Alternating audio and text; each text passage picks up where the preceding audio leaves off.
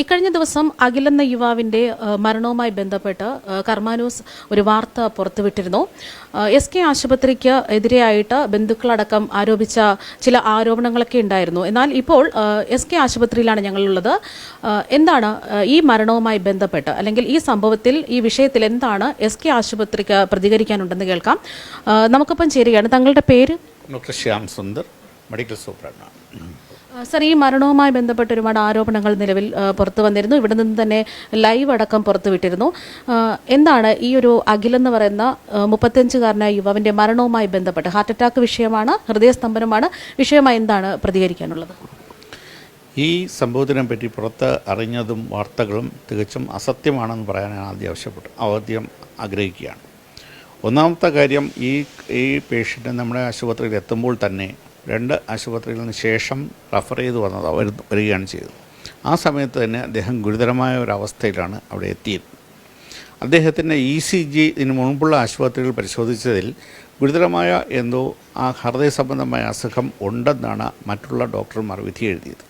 അതിന് പ്രമാണിച്ചാണ് കാർഡിയോളജി സംബന്ധമായ വിദഗ്ധരുള്ള ഒരു ആശുപത്രി എന്ന രീതിയിൽ SK ഹോസ്പിറ്റലിലേക്ക് അവരെത്തിയത്. SK ഹോസ്പിറ്റലിൽ എത്തിയപ്പോൾ ECG നോക്കിയപ്പോൾ തന്നെ പേഷ്യൻ്റ് റെസ്റ്റ്ലെസ് ആയിരുന്നു. ആ ECG നോക്കിയപ്പോൾ തന്നെ വളരെ വ്യത്യസ്തമായ രീതിയിലുള്ള ECG ആണ് കണ്ടത്. അത് അപ്പോൾ തന്നെ കാർഡിയോളജിസ്റ്റിനെ അറിയിക്കുകയും ചെയ്തു. കാർഡിയോളജിസ്റ്റിൻ്റെ അനുമാനം ഇത് ലെഫ്റ്റ് വെൻട്രിക്കുലർ ഹൈപ്പർട്രോഫി കൊണ്ടുണ്ടാകുന്ന ചേഞ്ചസ് ആണ് ഈ ECGയിൽ കാണുന്നത്. അക്യൂട്ട് മയോകാർഡിയൽ ഇൻഫാക്ഷൻ അല്ലെങ്കിൽ ഹാർട്ട് അറ്റാക്കിൻ്റേതായിട്ടല്ല കാണുന്നത് എന്നാണ് അദ്ദേഹത്തിൻ്റെ. പിന്നെ അദ്ദേഹത്തിന് ഒരു മദ്യപാനത്തിൻ്റെ സ്വഭാവം കൂടെ ഉണ്ടായിരുന്നത് കൊണ്ട് തീർച്ചയായിട്ടും മദ്യപാനത്തിൻ്റെ ആ ഒരു സൈഡ് എഫക്റ്റ് ആയിട്ടുള്ള കുഴപ്പങ്ങളും ചെസ്റ്റ് പെയിനുമാണോ ഇപ്പോൾ കാണിക്കുന്നത്, അതോ ശരിക്കും ഒരു കാർഡിയാക് ഒരു ഇൻഫാക്ഷൻ്റെ ചേഞ്ചസ് ആണോ കാണുന്നത് എന്നുള്ളതിന് കുറച്ചു സംശയമുണ്ടായിരുന്നു. അതുകൊണ്ട് കാർഡിയോളജിസ്റ്റിന് അഭിപ്രായമാനം തൽക്കാലം ആൻജിയോഗ്രാഫി ഉടനെ ചെയ്യേണ്ട, കുറച്ച് നേരം വെയിറ്റ് ചെയ്ത് നോക്കി നമുക്ക് ചെയ്യാം എന്നുള്ളതാണ്. പക്ഷേ ആ സമയത്തേക്കും പേഷ്യൻ്റ് പിന്നെ ഒരു കാർഡിയാക് അറസ്റ്റിലേക്ക് പോവുകയാണ്, ഹൃദയസ്തംഭനത്തിലേക്ക് പോവുകയാണ്. അപ്പോൾ മറ്റുള്ള അസുഖങ്ങളൊന്നും ഇല്ല എന്ന് വിചാരിക്കുന്ന ഒരു സ്ഥിതിയിൽ പെട്ടെന്നൊരു കാർഡിയാക് അറസ്റ്റിലോട്ട് പോയ സമയത്ത് ഡോക്ടർമാരുടെ കൈകളിലും ഇതിന് വേറൊരു കാരണമുണ്ടാവും എന്നുള്ള കാര്യം നമുക്ക് സംശയം ബലപ്പെട്ടു. അപ്പോൾ അദ്ദേഹത്തിൻ്റെ പഴയ റെക്കോർഡുകൾ പരിശോധിച്ചതിൽ നിന്നും സിവിയർ അയോർട്ടിക് സ്റ്റെനോസിസ് എന്നൊരു അസുഖം കൂടെ ഉണ്ട് എന്ന് മനസ്സിലാക്കി. ഒരുപക്ഷെ അത് അദ്ദേഹത്തിൻ്റെ ബന്ധുക്കൾക്കോ അദ്ദേഹത്തിൻ്റെ തന്നെയോ ശരിക്കും അറിഞ്ഞുകൂടാത്തതുകൊണ്ടായിരിക്കാം. പക്ഷേ സിവിയർ അയോർട്ടിക് സ്റ്റെനോസിൻ്റെ ECG ഇതേ ചേഞ്ചസ് ആയിരിക്കും കാണുന്നത്. പക്ഷേ ആ സമയത്തും ഹാർട്ട് അറ്റാക്ക് വന്ന സ്ഥിതിക്ക്, ഒരു ഹൃദയസ്തംഭനം ഉണ്ടായ സ്ഥിതിക്ക് ഉടനെ തന്നെ ഒരു ആൻജിയോഗ്രാഫി ചെയ്ത് നോക്കുന്നതായിരിക്കും അഭികാമ്യം എന്ന രീതിയിലാണ് ഉടനെ ഒരു ആൻജിയോഗ്രാഫി ചെയ്തത്. ആൻജിയോഗ്രാഫിയിൽ നമ്മൾ പ്രതീക്ഷിച്ചതുപോലെ അക്യൂട്ട് മയോകാർഡിയൽ ഇൻഫാക്ഷൻ്റെ ഒരു ചേഞ്ചസുമില്ല. എല്ലാ കൊറോണറികളും പേറ്റൻ്റായിട്ടിരിക്കുകയും അതേസമയം സിവിയർ അയോർട്ടിക് സ്റ്റെനോസും ആൻഡ് ലെഫ്റ്റ് വെൻട്രിക്കുലർ ഹൈപ്പർട്രോഫിയുമാണ് കണ്ടത്. ഇങ്ങനെ ലെഫ്റ്റ് വെൻട്രിക്കുലർ ഹൈപ്പർട്രോഫിയും സിവിയർ അയോർട്ടിക് സ്റ്റെനോസും എന്നുള്ള പേഷ്യൻറ്റിൻ്റെ BP പിന്നെ പൊങ്ങി വരാനുള്ള സാധ്യത വളരെ കുറവാണ്. അതിനുള്ള എല്ലാ മരുന്നുകളും ഉപയോഗിച്ചു, വെന്റിലേറ്റർ ഉപയോഗിച്ച് അദ്ദേഹത്തിൻ്റെ ശ്വാസകോശവും അതെല്ലാം നിലനിർത്തിയെങ്കിലും ഈ സിവിയർ അയോർട്ടിക് സ്റ്റെനോസിസ് ഉള്ളതുകൊണ്ട് അദ്ദേഹത്തിൻ്റെ BP പിന്നീട് ഒരിക്കലും പൊങ്ങി വന്നില്ല. തൽഫലമായി അദ്ദേഹത്തിൻ്റെ മരണം സംഭവിക്കുകയും ചെയ്തു. ഇപ്പോൾ ഇതിനിടയിൽ മറ്റൊരു രോഗത്തിൻ്റെ പേര് പറഞ്ഞല്ലോ, എന്താണ് ആ രോഗത്തിനെ കുറിച്ചൊന്ന് പറഞ്ഞുതരാം? അയോർട്ടിക് സ്റ്റെനോസിസ് എന്ന് പറഞ്ഞാൽ ഹൃദയത്തിൽ ലെഫ്റ്റ് വെൻട്രിക്കിളും റൈറ്റ് വെൻട്രിക്കിളും ഉണ്ട്. ലെഫ്റ്റ് വെൻട്രിക്കിളിൽ നിന്നാണ് അയോർട്ട എന്നുള്ള ശരീരത്തിലെ ഏറ്റവും വലിയ രക്തധമനി വരുന്നത്. അതിൽ നിന്നാണ് ശരീരത്തിലുള്ള ബാക്കി എല്ലാ സ്ഥലത്തേക്കുമുള്ള രക്തം പമ്പ് ചെയ്ത് പോകുന്നു.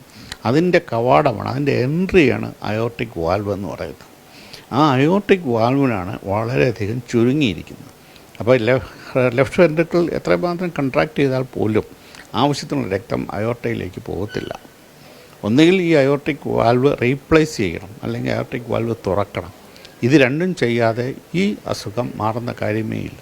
അത് വളരെ സിവിയറും വളരെ കോംപ്ലിക്കേറ്റഡുമായ ഒരു സർജറി കൊണ്ട് മാത്രമേ അത് ചെയ്യാൻ പറ്റൂ. അത് ഉടനെ ചെയ്യാൻ പറ്റുന്നൊരു കാര്യമല്ല. ഒരുപക്ഷെ അദ്ദേഹത്തിന് അത് നേരത്തെ അറിയാമായിരിക്കും. ഒരുപക്ഷെ അതിൻ്റെ വലിയ ചിലവ് വരുന്ന ഒരു അസുഖമായതുകൊണ്ട്, ഒരു ഗ്രാഫ്റ്റിൻ്റെ ആവശ്യമുള്ളത് കൊണ്ടായിരിക്കാം അദ്ദേഹം അത് നീട്ടിവെച്ചത്. ഒരുപക്ഷെ അത് അദ്ദേഹം മറ്റുള്ളവർക്കും പറഞ്ഞു കാണത്തില്ലായിരിക്കും, അവർക്ക് പറഞ്ഞുകൂടായിരിക്കാം. പക്ഷേ ഈ അസുഖം ഉള്ളവർക്ക് ഈ ഒരു ഹൈപ്പോടെൻഷൻ അല്ലെങ്കിൽ BP താഴ്ന്നു പോയി കഴിഞ്ഞാൽ പിന്നെ തിരിച്ചു വരുന്ന കാര്യം വളരെ ശ്രമകരമായ ഒരു പദ്ധതിയാണ്. ഈ അയോർട്ടിക് വാൽവിനെ തനിക്ക് അതിന് വേണ്ട സൗകര്യങ്ങൾ ചെയ്താൽ മാത്രമേ BP പിന്നെ തിരിച്ചു വരത്തുള്ളൂ.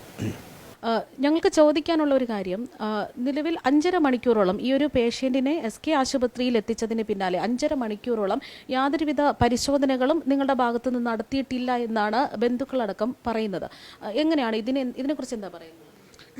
ഇത് തെറ്റിദ്ധാരണാജനകമായ ഒരു പ്രസ്താവനയാണെന്ന് മാത്രമേ പറയാനുള്ളൂ. ഒന്നാമത്തെ കാര്യം, ഈ പേഷ്യൻ്റ് വരുന്നത് തന്നെ 2 മണിക്കാണ്.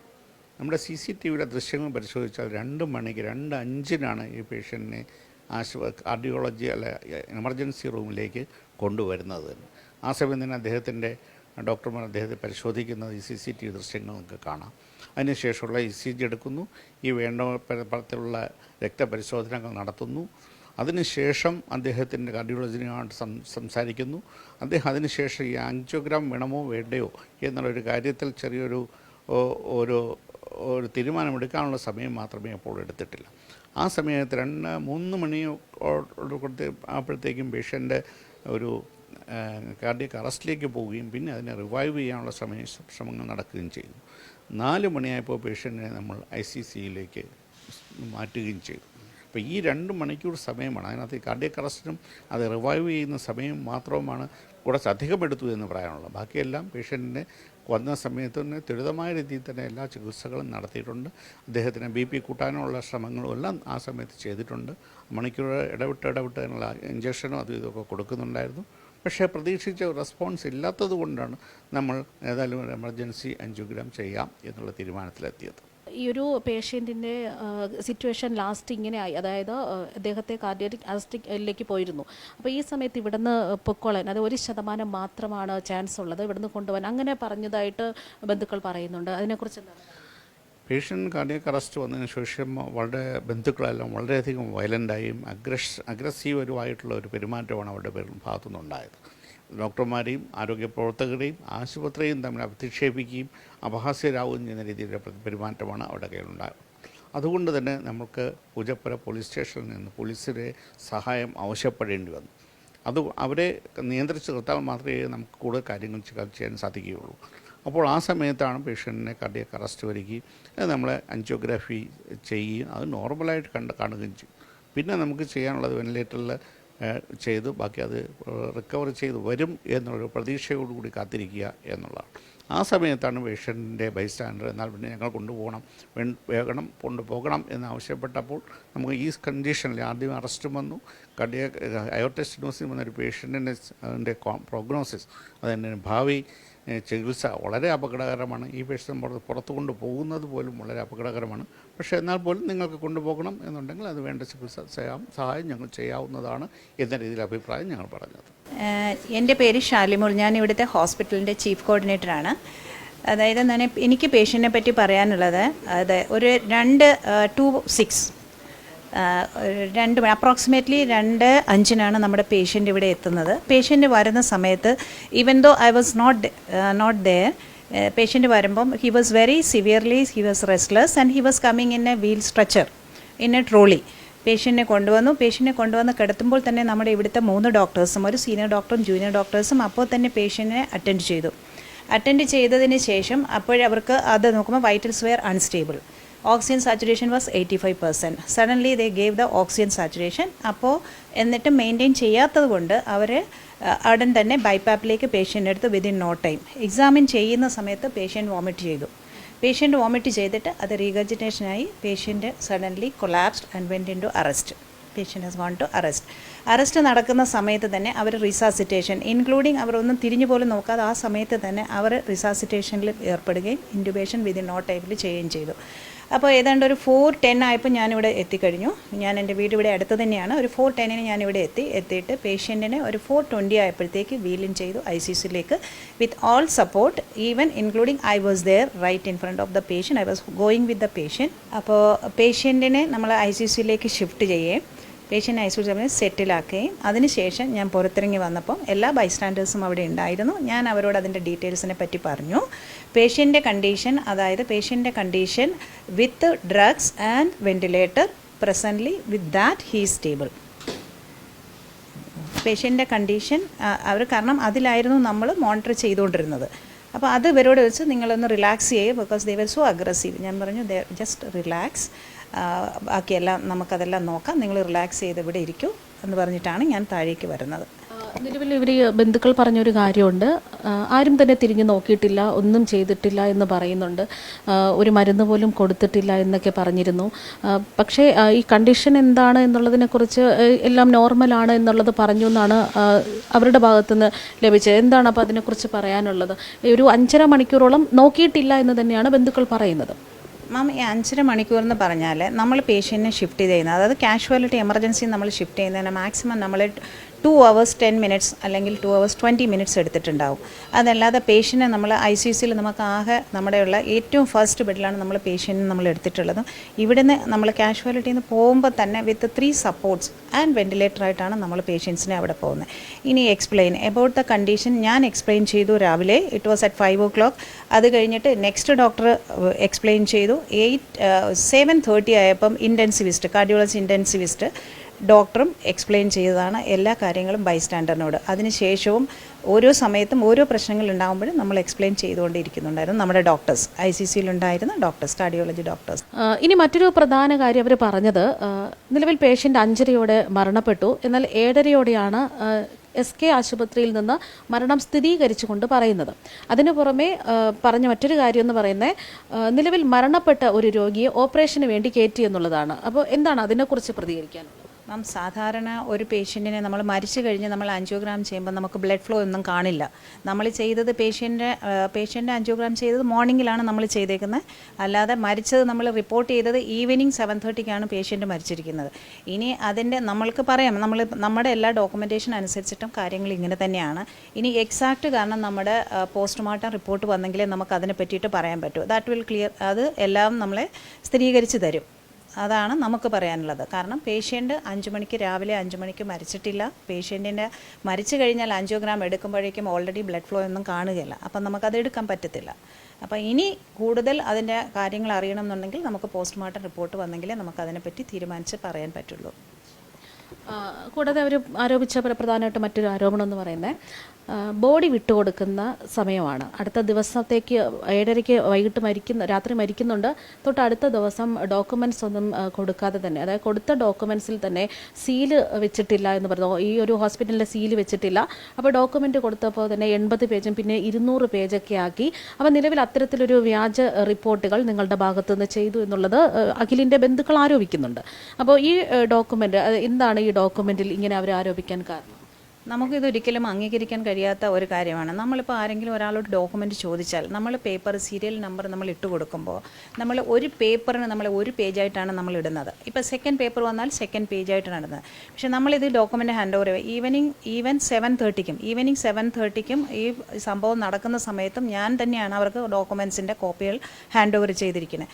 അത് കഴിഞ്ഞ് ഇവർക്ക് അല്ലാതെ ഡോക്യുമെൻറ്റ്സ് നമ്മൾ ഹാൻഡ് ഓവർ ചെയ്യുമ്പോൾ നമ്മൾ ഒരു പേപ്പറിന് ഒരു നമ്പർ ഇട്ടാണ് നമ്മൾ ഇവിടുന്ന് അങ്ങോട്ട് എല്ലാ പേഷ്യൻസിനും ഹാൻഡ് ഓവർ ചെയ്യുന്നത്.